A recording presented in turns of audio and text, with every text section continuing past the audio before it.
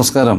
കഴിഞ്ഞ ദിവസം കേരളത്തിലുള്ള കുറേ സ്ത്രീകളെ മോഡലിങ്ങിൻ്റെ പേരിൽ വിദേശ രാജ്യത്തേക്ക് കൊണ്ടുവന്ന് മനുഷ്യക്കടത്ത് നടത്തുന്നു എന്നൊക്കെ പറഞ്ഞ് ന്യൂസൊക്കെ എല്ലാവരും കണ്ടാണ്. ഒരുപക്ഷെ നമ്മൾ അതിശയിച്ച് കാണുമായിരിക്കും, ഇങ്ങനെയൊക്കെ സംഭവിക്കുമോ എന്നൊക്കെ. ഇത് ഞാൻ പറയുന്നത് ഇന്നും ഇതിലും തുടങ്ങിയ കാര്യമൊന്നുമല്ല. മോഡലിങ് ഒരു ഭാഗം മാത്രമേ ഉള്ളൂ. മോഡലിങ്ങിൻ്റെ മറവിൽ മാത്രമല്ല, അതിന് മുമ്പ് തന്നെ പലപ്പോഴും ഈ വിദേശ രാജ്യത്തിലേക്ക് കൊണ്ടുവന്ന് സ്ത്രീകളെ ഇതുപോലെ ചൂഷണം ചെയ്തും അല്ലെ അവരുടെ അവരെ സാമ്പത്തികമായും അല്ലെങ്കിൽ മറ്റു രീതിയിലൊക്കെ സഹായിക്കാമെന്ന് പറഞ്ഞ് കൊണ്ടുവന്ന് ഇവരെ ശാരീരികമായി ഉപയോഗിക്കുന്ന ഒരുപാട് ശൃംഖലകളുണ്ട്. ഒരു ഉദാഹരണം പറയുകയാണെങ്കിൽ കുറേ വർഷങ്ങൾക്ക് മുന്നേ എനിക്കറിയാവുന്നൊരു പെൺകുട്ടി ഈ ട്രെയിനിലൊക്കെ ഇങ്ങനെ സെയിൽസ് ഗേളായിട്ട് വർക്ക് ചെയ്യുന്നൊരു സമയമാണ്. അപ്പോൾ ഒരു സ്റ്റേഷനിൽ നിന്ന് കയറും, ഒരു ടിക്കറ്റ് എടുത്ത് കയറും, വേറൊരു സ്ഥലത്ത് വരെ അവർ യാത്ര ചെയ്യും. ഇതിൻ്റെ ഇടയിൽ ട്രെയിനിൽ കൂടെ സാധനങ്ങൾ കൊണ്ട് വിറ്റ് കിടക്കും. അപ്പോൾ അങ്ങനെ ഒരു പെൺകുട്ടി ഇങ്ങനെ ഓരോ ബോഗി കയറിക്കൊണ്ടിരിക്കുമ്പോൾ ഒരു നല്ല ഡ്രസ്സൊക്കെ ധരിച്ച് ശരിക്കും ഒരു എക്സിക്യൂട്ടീവ് ഡ്രസ്സൊക്കെ ധരിച്ചൊരു മനുഷ്യൻ ഇരിക്കുകയാണ്. അപ്പം അദ്ദേഹത്തിൻ്റെ അടുത്ത് വന്ന് ചോദിച്ചു, സാർ സാധനങ്ങളുണ്ട്. അദ്ദേഹം പറഞ്ഞു ഓക്കെ കാണിക്കൂ എന്നൊക്കെ പറഞ്ഞു. ഇവർ തമ്മിൽ സംസാരിച്ച് ഇവർ പ്രോഡക്റ്റൊക്കെ പരിചയപ്പെടുത്തി. അപ്പോൾ അദ്ദേഹം ചോദിച്ചു, ഇങ്ങനെ ഒരു ദിവസം ജോലി ചെയ്താൽ എത്ര രൂപ കിട്ടും? വളരെ ക്യാഷ്വലായിട്ട് തന്നെ, വളരെ നല്ലൊരു മനുഷ്യനാണ് അയാൾ. സംസാരിച്ചു. അപ്പോൾ ഈ പെൺകുട്ടി തനിക്ക് കിട്ടുന്ന കാര്യങ്ങളൊക്കെ പറഞ്ഞു. അപ്പോൾ അദ്ദേഹം പറഞ്ഞു ഓക്കെ, ഒരു മാസം നിങ്ങൾ ഇങ്ങനെ ട്രെയിനിൽ യാത്ര ചെയ്ത് കഴിഞ്ഞാൽ നിങ്ങൾക്ക് ഇത്ര രൂപ കിട്ടും. 3 ഇരട്ടി കാശ് ഞാൻ നിങ്ങൾക്ക് തരാം. എന്താണ് ജോലി എന്ന് വെച്ച് കഴിഞ്ഞാൽ എൻ്റെ കൂടെ വിദേശത്തേക്ക് വരിക, അവിടെ വന്ന് അവിടെ താമസിക്കുക, 1-2 മാസം താമസിക്കുക. ഞങ്ങൾ തരുന്ന ക്ലയൻറ്റുകൾ, അതായത് ഇപ്പോൾ പുറത്ത് വിദേശ ആൾക്കാരായിരിക്കും അല്ലെങ്കിൽ മലയാളികളായിരിക്കും, അവരുടെ കൂടെ ഈ പറയുന്ന സ്ഥലങ്ങളിലൊക്കെ ചുമ്മാ യാത്ര ചെയ്യുക, ഭക്ഷണം കഴിക്കാൻ കൂടെ പോവുക. പിന്നെ ഈ പറയുന്ന പോലെ ചിലപ്പോൾ ഒരു അവരുമായിട്ടൊരു മറ്റൊരു രീതിയിലൊരു അഫെക്ഷൻ വേണമെങ്കിൽ ചിലപ്പോൾ അതിന് സമ്മതിച്ചു കൊടുക്കുക. അങ്ങനെ നിൽക്കുക, ഒരു 3 മാസം കഴിയുക, നിങ്ങൾ നാട്ടിലേക്ക് പോരുക. അത് കഴിഞ്ഞ് വീണ്ടും ചിലപ്പോൾ വിളിക്കും, അന്നേരം വേറെ രാജ്യത്തേക്കായിരിക്കും നിങ്ങൾ പോകേണ്ടത്. അപ്പോൾ നിങ്ങൾക്ക് ഇങ്ങനെ കറങ്ങി നടക്കാം.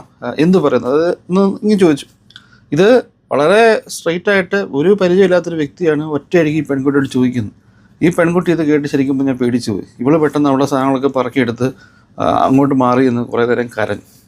കുറച്ച് കഴിഞ്ഞ് ഇതൊന്ന് മെൻ്റലി നോക്കിയായപ്പം ട്രെയിനിലുള്ള പോലീസുകാരെ കണ്ടുപിടിച്ചിട്ട് ഇവൾ ഈ കാര്യം ഇങ്ങനെ പറഞ്ഞു. പിന്നീട് അവർ ആ ട്രെയിൻ മുഴുവൻ പരിശോധിച്ച് നോക്കിയിട്ടും ഈ മനുഷ്യനെ കണ്ടെത്താൻ കഴിഞ്ഞില്ല. അയാൾ പോയി കാണും. ഞാൻ പറഞ്ഞേ, പല രീതിയിലുള്ള ഈ പറഞ്ഞ ആൾക്കാർ പ്രലോഭനമായിട്ട് വരും.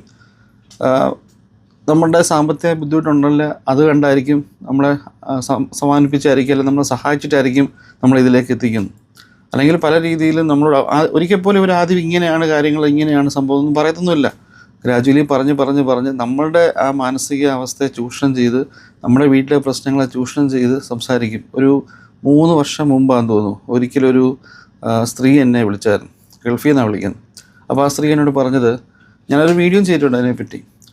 ഇതേപോലെ തന്നെ നാട്ടിൽ ആ പെൺകുട്ടിയുടെ ഒരു ബന്ധു വന്നിട്ട് സംസാരിച്ച് ഈ പെൺകുട്ടിക്ക് ജോലി ശരിയാക്കി കൊടുക്കാം, അതായത് ബ്യൂട്ടി പാർലറിൽ ജോലി ശരിയാക്കി കൊടുക്കാം എന്ന് പറഞ്ഞാണ് കൊണ്ടുപോയത് ദുബായിലോട്ട്.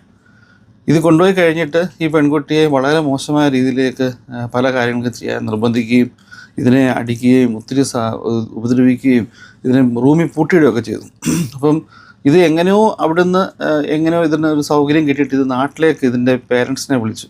അപ്പം ഇതിൻ്റെ അമ്മയാണോ അപ്പനാണോ പറയുകയാണ്, നീ എങ്ങനെയും അവിടെ പിടിച്ചിരിക്കാൻ നോക്ക്, കാരണം വീട്ടിലെ കടങ്ങൾ തീരണ്ടേ, അനീതിമാരെ കല്യാണം കഴിപ്പിക്കണ്ടേ എന്നൊക്കെ പറഞ്ഞുകൊണ്ട്. അപ്പോൾ അതായത് വീട്ടുകാരും കൂടെ അറിഞ്ഞുകൊണ്ടാണ് ഈ പെൺകുട്ടിയെ ശരിക്കും പറഞ്ഞാൽ ഒരു കച്ചവടം നടത്തി കൊണ്ടുപോകുന്നത്. എന്നോട് ആ സ്ത്രീ പറയാണ്, ഞാൻ ആ വീട്ടുകാരോട് അന്ന് ഞാൻ അവരെ എൻ്റെ മനസ്സിൽ നിന്നെടുത്ത് കളഞ്ഞു. കാരണം സഹോദരങ്ങളെ സംരക്ഷിക്കാനും അപ്പനും അമ്മയെ സംരക്ഷിക്കാനും അല്ലെങ്കിൽ വീടിലെ കടം വീട്ടാനും ഞാൻ എൻ്റെ ശരീരം വിറ്റ് ഇവിടെ കഴിയുകയാണ്. ഇപ്പം ഞാൻ കഴിയുന്നുണ്ട്, ഇപ്പം എനിക്ക് അത്യാവശ്യം നല്ല ക്ലയൻസ് ഉണ്ട്, എനിക്ക് നല്ല സമ്പാദ്യമൊക്കെ ഉണ്ടെന്നൊക്കെ പുള്ളിക്കാർ പറയുന്നുണ്ട്. പക്ഷേ എങ്കിലും ഉള്ളിലുണ്ടാകുന്ന ആ ഒരു വിഷമം പലപ്പോഴും നമ്മൾ മനസ്സിലാക്കേണ്ടത് വെച്ചാൽ, എല്ലാവരും പറയും സ്ത്രീകളെ കൊണ്ട് നശിപ്പിക്കുന്നത് പുരുഷന്മാരാണ്. ശരിയാണ്, സ്ത്രീകളെ കൊണ്ട് നശിപ്പിക്കുന്നത് പുരുഷന്മാർ തന്നെയാണ്. പക്ഷേ നമ്മൾ ശ്രദ്ധിക്കാതെ പോകുന്നൊരു കാര്യമുണ്ട്, ഇതിന് പലപ്പോഴും ഒത്താശ പാടുന്നത് സ്ത്രീകൾ തന്നെയാണ്. സ്ത്രീകളെ കൊണ്ട് ചതിയിൽ കൊണ്ട് എത്തിക്കുന്നതിനകത്തെ പ്രധാന ഘടകങ്ങളൊന്ന് സ്ത്രീകൾ തന്നെയാണ്. ഒരു പക്ഷേ ഇവർ ചിലപ്പോൾ ഇതേപോലെ വന്നവരായിരിക്കാം, അല്ലെങ്കിൽ എന്തെങ്കിലും മറ്റു സാഹചര്യത്തിൽ വന്നതായിരിക്കാം, ഇതെല്ലാം ബിസിനസ്സായിട്ട് കാണുന്നതായിരിക്കും. ഞാനീ പറയുന്നത് വെച്ച് കഴിഞ്ഞാൽ, ഗൾഫിലേക്ക് നല്ലൊരു ശമ്പളം കിട്ടുമെന്ന് കരുതി ചാടിപ്പുറപ്പെട്ട് പോരുന്ന പ്രത്യേകിച്ച് പെൺകുട്ടികൾ ശ്രദ്ധിക്കണം. കാരണം ഇത് വന്ന് നിങ്ങൾ എത്തപ്പെടുന്നത് വളരെ മോശപ്പെട്ട രീതിയിലേക്കാണ്. ഇതേപോലെ തന്നെ എനിക്ക് വേറൊരു സംഭവം എന്ന് വെച്ച് കഴിഞ്ഞാൽ, ഭർത്താവിനെയും 2 കുട്ടികളെ ഉപേക്ഷിച്ച് അവിടെ കണ്ട് പരിചയപ്പെട്ടൊരു കാമുവിൻ്റെ പുറകെ പോയൊരു പെണ്ണുണ്ട്.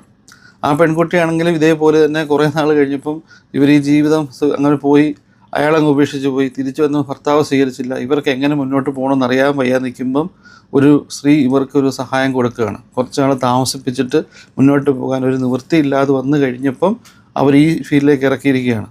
വേറൊരു സ്ത്രീയെപ്പറ്റി എനിക്കറിയാം. ഇതേപോലെ തന്നെ ജോലി നഷ്ടപ്പെട്ടു പോയിട്ട് ഓൺലൈനിൽ പിന്നെ കുറച്ച് ജോലി ചെയ്യാമെന്നൊക്കെ പറഞ്ഞ് ഈ ഫേസ്ബുക്കിൽ സോഷ്യൽ മീഡിയയിൽ കണ്ട ഇത് വന്നതാണ്. ഒരു ആഡ് വന്നിട്ട് അത് കണ്ട് പരിചയപ്പെട്ടിട്ട് ഉദ്ദേശിച്ച പോലെ ഇൻകം കിട്ടാതെ വന്നപ്പം പതുക്കെ ഇന്നിപ്പോൾ നിങ്ങൾ ഈ കാണുന്ന സബ്സ്ക്രിപ്ഷൻ വീഡിയോസൊക്കെ പോലെ തന്നെ അന്ന് തുണി അഴിച്ച് മുഖം മൂടി തുണി അഴിച്ച് കാണിക്കാൻ പറഞ്ഞുകൊണ്ട് തുടങ്ങി. അവർ കാണിച്ചു തുടങ്ങി, കുറേ കാശൊക്കെ കിട്ടാൻ തുടങ്ങി. അവസാനം ഒരു സമയം കഴിഞ്ഞപ്പം അവരതിൽ നിന്ന് മതിയാക്കി എനിക്കിനി മുന്നോട്ട് കൊണ്ടുപോകാൻ താല്പര്യമില്ലെന്ന് പറഞ്ഞപ്പോഴത്തേക്ക് ഭയങ്കര ഭീഷണിയും കാര്യങ്ങളും, വീട്ടുകാർക്ക് അവരുടെ നഗ്നചിത്രങ്ങൾ അയച്ചു കൊടുക്കുകയും. ഞാൻ പറഞ്ഞേ, ഇത് പലപ്പോഴും ശ്രദ്ധിക്കണം, ഈ പരന്ന പല അഡ്വർടൈസ്മെൻറ്റുകൾക്കും പിന്നിൽ വളരെ എന്താ പറയുക, വളരെ വലിയ ട്രാപ്പുകളുണ്ട്.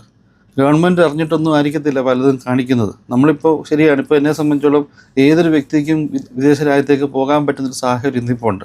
പൈസ കൊടുത്താൽ മതി, ടിക്കറ്റ് കിട്ടും, വിസ കിട്ടും, മറ്റു പ്രശ്നങ്ങളൊന്നുമില്ല. പക്ഷേ നിങ്ങൾ എത്തപ്പെടുന്ന സ്ഥലം മോശമാണെങ്കിൽ അവിടെ നിന്ന് രക്ഷപ്പെട്ടു പോകാൻ വളരെ ബുദ്ധിമുട്ടാണ്. പിന്നെ കിടന്ന് കരഞ്ഞിട്ട് ഒരു കാര്യമില്ല.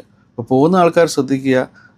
ഇന്നിപ്പോൾ ഒരു കൂട്ടരെ പിടിച്ചെന്ന് പറഞ്ഞിട്ട് ഇത് തീർന്നിട്ടില്ല. ഇതിൻ്റെ പല ശൃംഖലകൾ ധാരാളം ഉണ്ട്. കാരണം പ്രത്യേകിച്ച് വിദേശ രാജ്യത്തൊക്കെ നിൽക്കുന്ന പല ആൾക്കാർക്കും അറിയാം അവിടെയുള്ള ഇത്തരം പെൺകുട്ടികളുടെ അവൈലബിലിറ്റി എത്രത്തോളം ഉണ്ടെന്നുള്ളത്. റോഡിലൊക്കെ പോകുമ്പോഴൊക്കെ നിങ്ങൾ ഇങ്ങനെ സൈഡിലൊക്കെ കാർഡുകൾ കിടക്കുന്ന കാണാം. അതിലൊരുപാട് മലയാളി പെൺകുട്ടികളും ഉണ്ട്.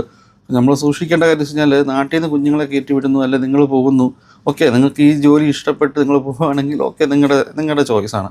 അതല്ലാതെ അറിയാതെ പോയി പെട്ടുപോയി കഴിഞ്ഞാൽ രക്ഷപ്പെട്ടു പോരാൻ ഒരിക്കലും പറ്റത്തില്ല. Thank you.